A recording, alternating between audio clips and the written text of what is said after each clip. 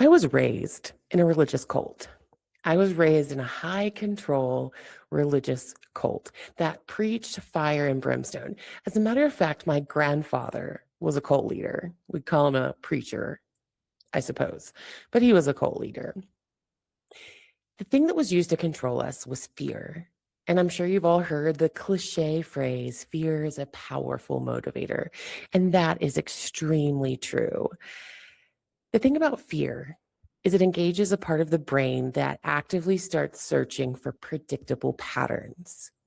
The unfortunate thing is that, especially if you have something like complex PTSD or PTSD, which most people who've lived in any kind of cult situation do have this, the brain, when it's searching for these predictable patterns, it doesn't always choose what's safest because sometimes what's familiar and more predictable seems like it's going to be easier to control because there's history supporting this. And so if you've ever been in any kind of abusive relationship, these are often known by cult scholars and people who have studied organizational psychology and psychology, sociology, things like that, as a one-to-one cult, because it's the same patterns, it's the same dynamics that are used, and fear is a pivotal and essential part of that foundation. The sort of mentality that fear-based kind of sociological and psychological control incite is this almost me first mentality. And it's an attempt for the brain to kind of engage some sort of preventative control, when the reality is that someone else who is perhaps more vulnerable than you is likely going to be affected before you actually are. But your brain is searching for this pattern of predictability. What can I hold on to that I have a history of that maybe I can control and maintain my safety? Now, it's important to emphasize here that safety is perceived. This is perceived safety because complex PTSD can give you some beautiful tools and beautiful intuition to use to your benefit and for your safety. However, when fear is engaged, it can also be quite an ungrounding experience. And so you can only see in front of you when this sort of mentality gets engaged, you can only see what you perceive as an immediate threat.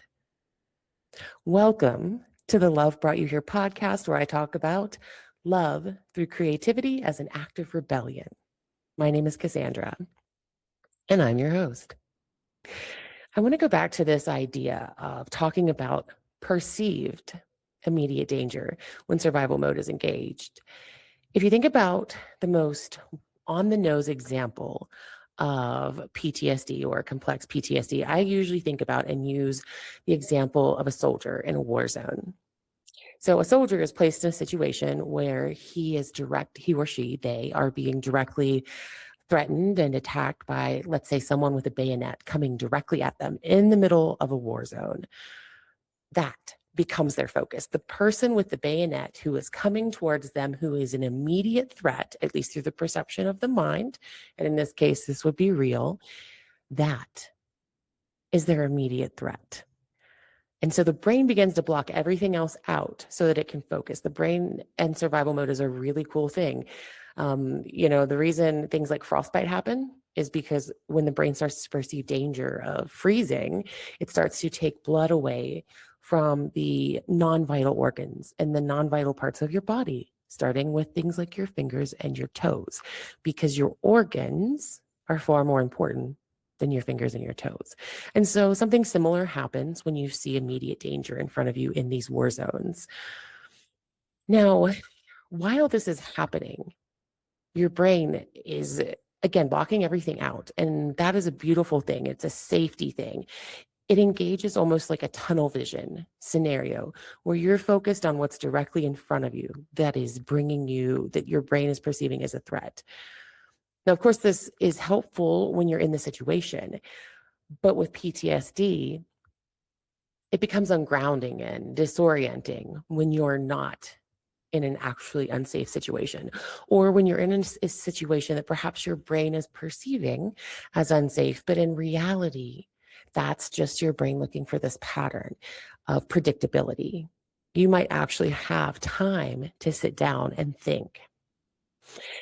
And also, when you're not in immediate danger, or when you are in immediate danger, the brain likely does not see the field of flowers that's around you. It's only focused on the person with the bayonet. It might not see the person lying in the field of flowers who is actually wounded and therefore far more vulnerable and in more danger than you actually are. Today, I wanted to talk about the Olmstead opinions through this lens.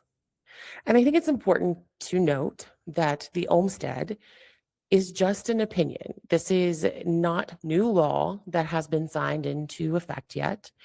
This is something that the DOJ wrote.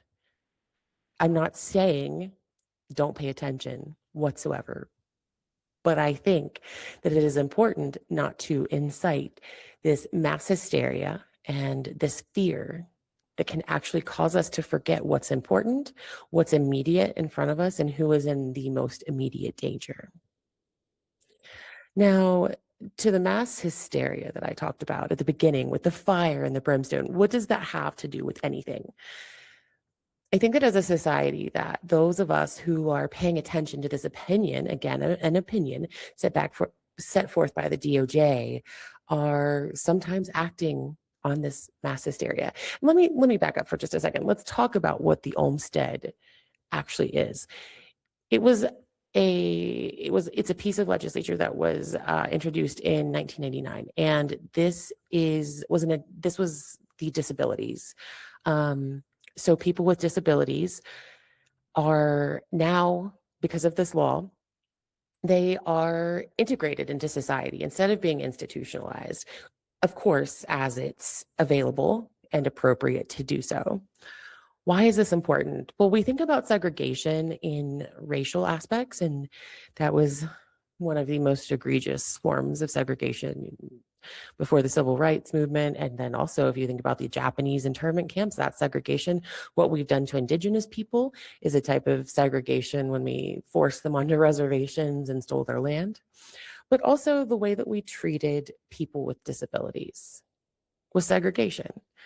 We would put them in an institution and not give them the ability to live among other people who actually they could benefit from having quote unquote normal interactions.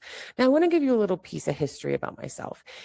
If you've followed me for long, you know that I had an older sister named Damaris, and she had profound intellectual and physical disabilities. And what does that mean? Profound intellectual and disabilities, if you're not familiar, is actually in her case, she needed to wear adult incontinent briefs. She had to be fed. She could not feed herself. She had to have all of her needs met by someone else. She could not take care of herself. She was intellectually like a child, like a very young child, perhaps, under 1 year old. She could not communicate using words. And so she was a very special individual, and we would call her someone who who requires high support. And so I grew up around this, and consequently, most of my professional life was spent working in the field of adults specifically with disabilities.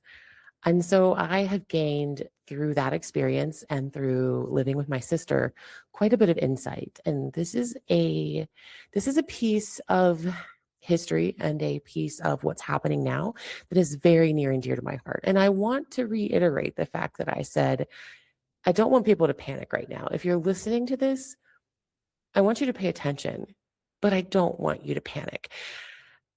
I want you to think about the fact that Nazi Germany did not happen overnight. Now, that's kind of a double-edged sword, but it didn't. People were having rights taken away left and right, and I can't say for sure what the trending social reaction was back then, but what I see now is when this starts to happen, people begin to panic, and people become, especially when this like me first sort of mentality is incited. People begin to think, oh my God, well, I'm disabled, I am neurodivergent, or I am a person with a disability living in society. And that's fair and that's valid. But again, We need to take a look at who's being affected most by this right now. Because what happens, I'm neurodivergent. Am I going to be thrown in an institution because of that? Maybe one day if this is allowed to continue. But am I in danger of this right now? Again, this is just an opinion that was set forth by the administration. Yes, it's dangerous. Yes, it sets the stage for some very dangerous things to happen. It's a precedent for a lot of horribleness. But right now, the people who are in danger of losing their access to being in community, in danger of being resegregated, it's not me. It's probably not you if you're listening to this podcast. It's people like my sister who are a lot more vulnerable. It's people, the people who are going to suffer are caregivers for individuals like this. Now, as I go through this today, I'm going to give you some information. I'm going to give you some statistics. I was doing a lot of research on this, and I thought about spitting out, a bunch of facts and a bunch of data. And I am going to do some of that, but I'm also just going to provide you with the resources that I've used. And so I'll try to provide those links in the identifying section that's attached to the podcast. Also, you can check out my Substack for more information about it. Either is a viable option. And please excuse me while I'm looking at my notes on my tiny screen of my phone. But I want you to think about people like my sister. Now, my situation was a little bit different. My sister actually had money to pay for some of her care. But a direct quote from RFK Jr., let me just read to you what he recently said within the past month or so. And he's talking specifically about things like waivers. Now, waivers are programs that are set up so that individuals with any kind of special needs, this can be like I'm most familiar with the disabilities waivers, but it can also refer to someone who is taking care of an elderly parent, any kind of situation where someone's getting care at home. Waiver provides an opportunity to be paid to do this. So if you have an adult disabled child who you stay at home and provide care for, particularly if they're high support, like my sister was, you can get paid to do this. And we'll talk about why that's important in just a moment. But RFK Jr., which I don't know who put him in charge, but I don't know. The man handles poisonous snakes. Growing up in a cult that handled poisonous snakes and drank poison, I have very little regard for anyone who does that. I have very little use for anyone who does that. And to put him in charge of, no. Anyway, a direct quote from RFK Jr. The waiver allow people, family members who are taking care of an elderly parent to get paid for balancing the checkbook, for picking up groceries, for driving somebody to a doctor's appointment. He said during a Ways and Means Committee hearing. Today, the biggest job in New York, 650,000 people, the biggest employment niche is home care. These are family members who are getting paid to do things that they used to do as family members for free. And this is rife with fraud because when we have no way at CMS to determine if they actually performed that duty or not. First and foremost, yes, people are getting paid to do things like take their loved one to pick up their mail, to balance a checkbook. Because if they don't, then who's going to do it? An institution is going to cost far more. In fact, waiver usually pays on average like 18 to 20 bucks, and I'll provide some information about that too. And it goes state by state. It's not like you're getting much above a standard cost of living. In some areas, it's only like $15 an hour. There are also caps on these hours. Like there's a maximum amount that you can actually get paid for per week. So first of all, someone actually needs to do this. And if you are a person who's trying to work, how are you going to work and be able to do these things, especially if someone has high support needs? You're not going to be able to do that. And by the way, institutions lie about performing duties all the time. My father was in a facility for a while after he could no longer take care of himself. And the amount of times that caregivers would sign off on saying that he had bathed, that he had done certain ADLs, or that they had helped That was a complete lie, a complete and utter lie. The man had not bathed in probably 6, 7 months. He would tell you, and also you could smell it. It's absurd. Like institutions, I managed institutions, an institution like this. I've worked places like this as direct care. I've seen the fraud. Just because you're at an institution does not mean that the checks and balances mean anything more than at the home. So it's very easy to just sign off on paperwork. I've seen plenty of people do it. I've experienced this firsthand. So that is just absurd. While paperwork is required in institutions, there's just very little access to actual proof that anything has happened. We, the people, just have to pay a much higher cost for these lies in an institutional setting than we would at home, where you're barely, again, getting paid a living wage. So there's that. Employment, while caring for a high support needs individual, is almost impossible. The call outs, if you're trying to take care of someone and let's say you're hiring someone to come in and help with this individual, if they call out, you have to call out of your job. I mean, the number of times that my father had a job and was trying to take care of my sister at the same time, and the caregiver would just call out, is ridiculous. Like, eventually you just get fired. You can't keep doing it. There are healthcare worker shortages. Have you ever been to a hospital? Have you ever been to a nursing home? I mean, just a hospital alone where you have more acute needs.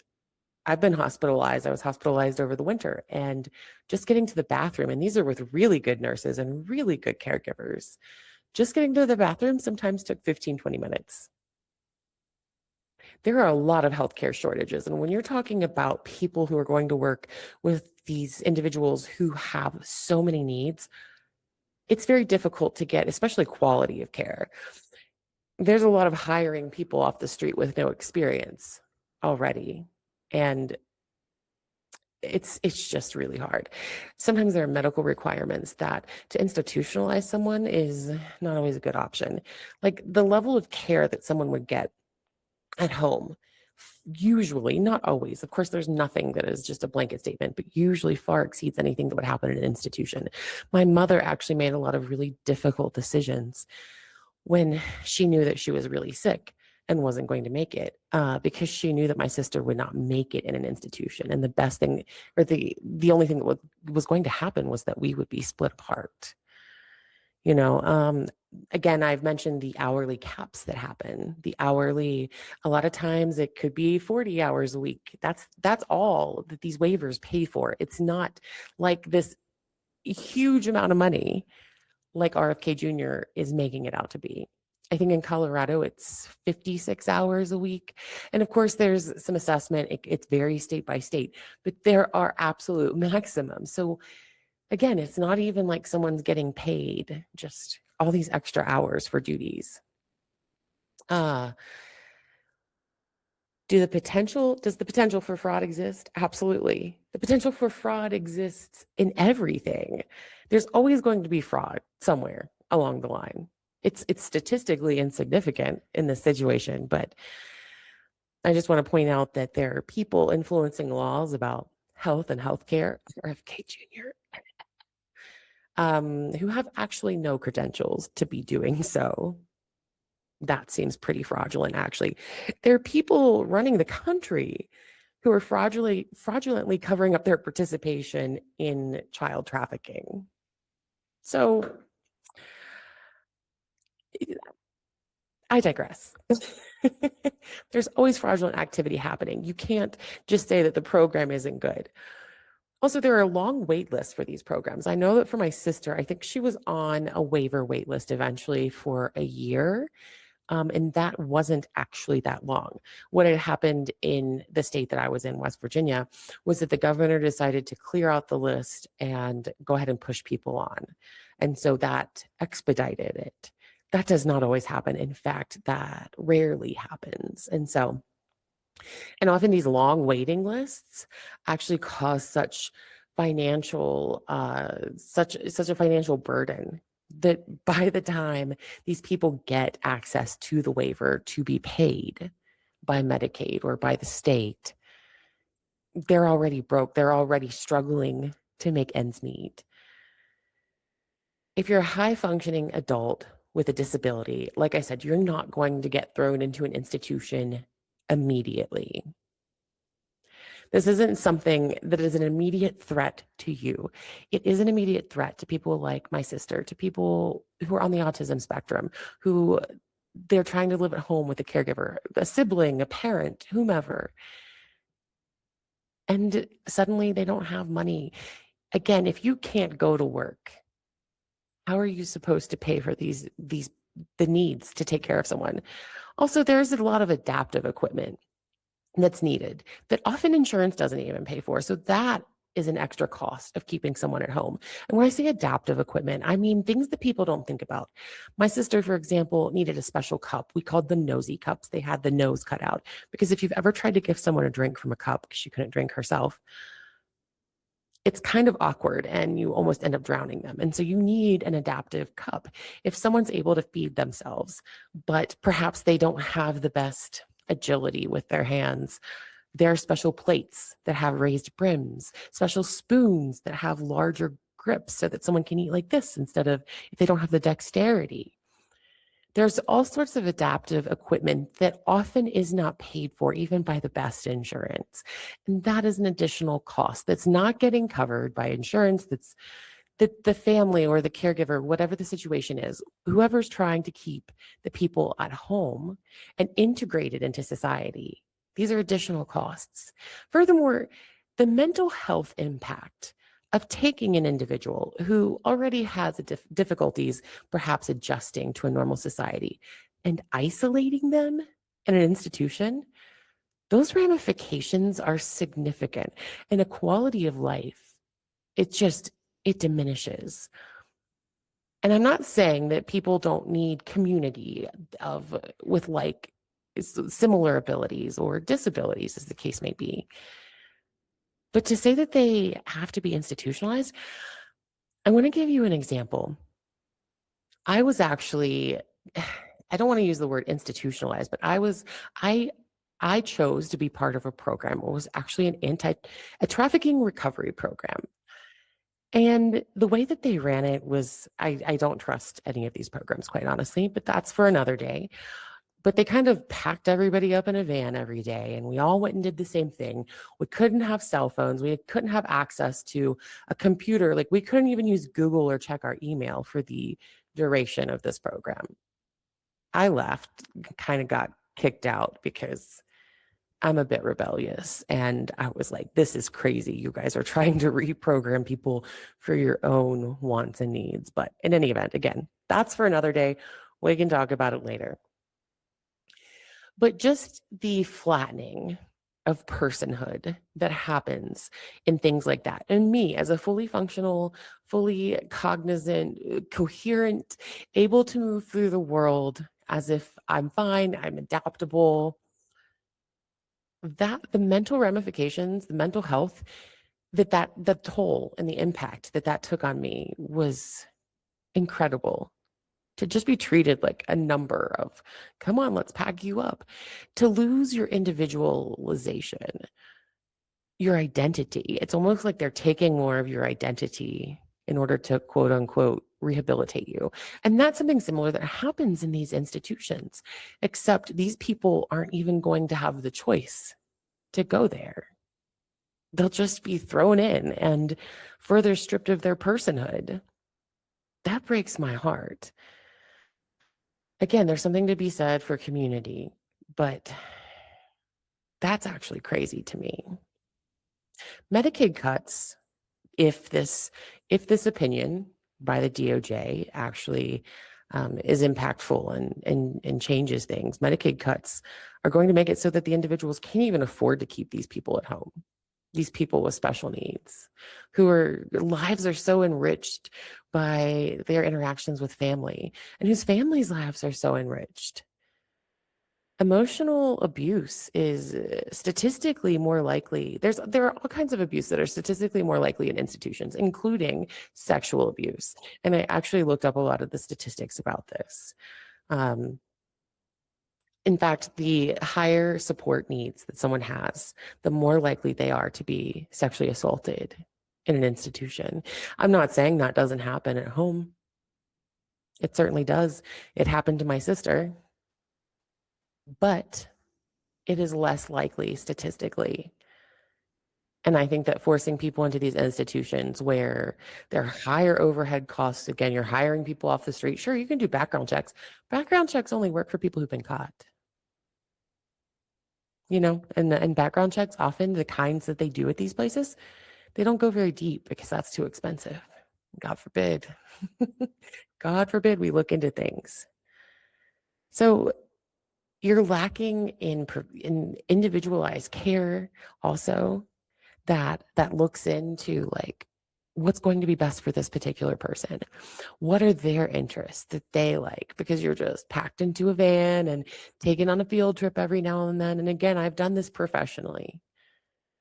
I've seen the real life, real time, what happens. And I'm not saying that places aren't doing their best and that people aren't doing their best. And sometimes they're not. But I am saying I want you to stop and think about the real life things that are happening, not what could happen to you. And that is important, of course, because it's the saying is, I'm going to flub it, so I'm not going to try, but they came for so-and-so's rights and I was silent. And that's how it keeps going until there was no one to speak for me either. And so I think it's very important that we do pay attention.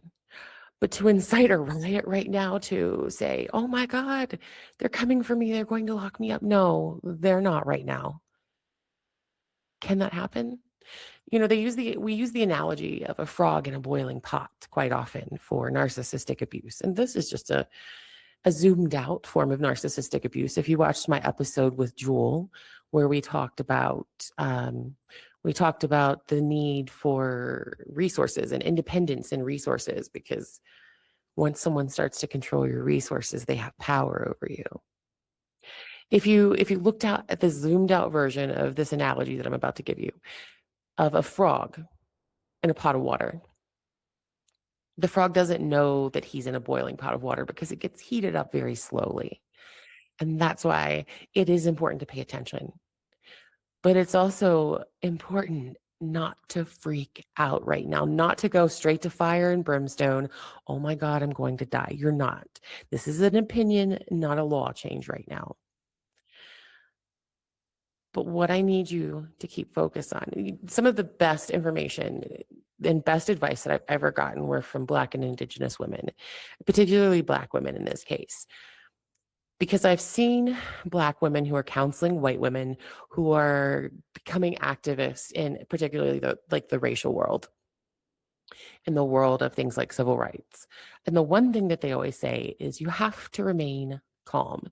Now, for a Black woman, this is particularly important because if not, she'll be labeled as an aggressive Black woman and completely discredited.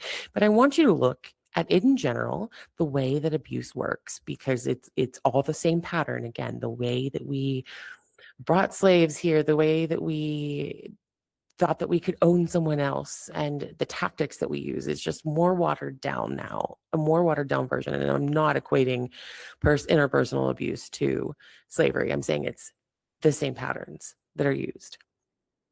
But what happens when you become triggered and reactive to some sort of abuse? You're made to look like the crazy person. So it is very important to be measured, and not just this, not just these disability acts that are trying to be influenced and changed and whatever else, the Medicaid cuts, not just in this, but as changes continue to roll out, because we know this administration, this isn't the first or last thing that's going to happen. It's so important to be measured and to be calm and to also not look away, because what happens when you become so reactive to a situation that you're, oh my God, I'm going to be locked up, I'm going to be institutionalized, I'm going to die, and you start to panic. For a moment, you're reactive. For a moment, you're focused on the bayonet in front of you, but you can only hold that pace for so long before you become tired. And when you become tired, you start to rest and you start to lose focus on what the initial problem was in the first place. So by the time the pot starts to boil, you're not paying attention. That's why I want you to not panic now. I want you to keep paying attention. I want you to have the energy to continue to pay attention, because otherwise the pot's going to be boiling and then it will be you. And you'll go, oh my God, where did this come from? Just like I mentioned Nazi Germany earlier. It didn't happen overnight, but likely people began to panic and then lost sight of things. And honestly, as an institution, as like a system, that's what everyone's banking on. Why do you think that a lot of things happen all at once institutionally when, there's a war all of a sudden, there's this, there's that? There's too much to pay attention to. People get tired and just kind of dissociate and stop paying attention in general. I feel like this has been a little bit all over the place. This is also a reminder, though, of love through creativity. For me, this is one of my contributions. I realized the other day that I was being too strict with what I labeled as creativity. I am a creative mind, and that doesn't just apply to writing. I had it in my mind that I had to sit down and write an essay every single day. And I do need structure, and I'm still working to achieve that. I think we all could use some structure in our creative processes. It's important. But also, I do photography, I speak, I do podcasting, I journal, I can draw, I do videos. I was trying to sit down and label my creativity each day as one particular thing. Sit down, hammer out an essay, or write this particular amount of time, blah, blah, blah. That's not what it looks like. For me today, this is me fighting with creativity through podcasting.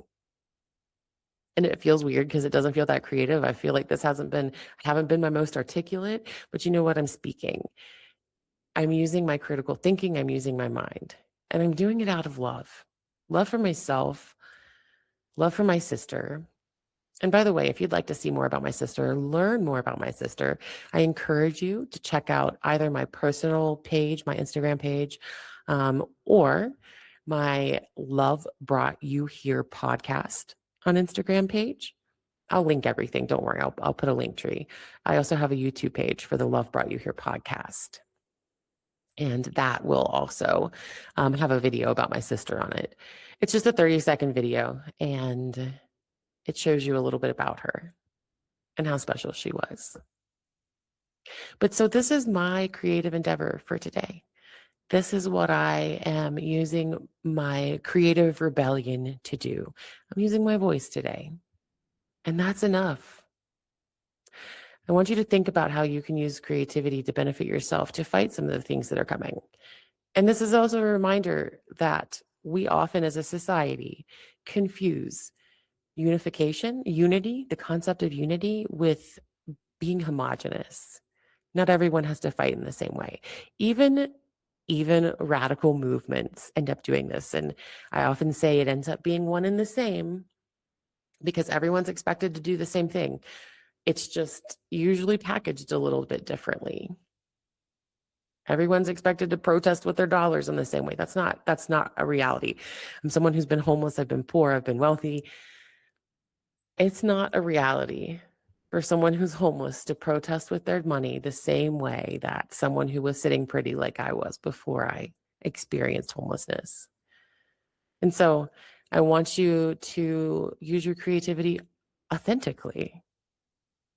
And don't expect someone else to do the same. But regardless of what you choose to do, I hope you choose to do something today. Regardless of the topic that you choose, I hope you choose to do something today. Let your inner child out. Let your inner child say what they want to say. My inner child wanted to stand up for my sister today. My sister didn't have words to communicate. And so this is on her behalf. This is on behalf of my mother, who had to make some very difficult choices because she didn't have support. She didn't have access to programs and things that could have helped. I just want you to remember that love brought you here. And if you've trusted love this far, don't panic now.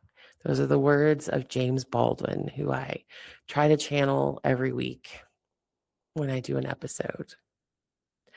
I hope I've given you some food for thought this week, and I hope that you'll join me again in the next episode of Love Brought You Here. I hope you have a wonderful week, and I'll see you again soon.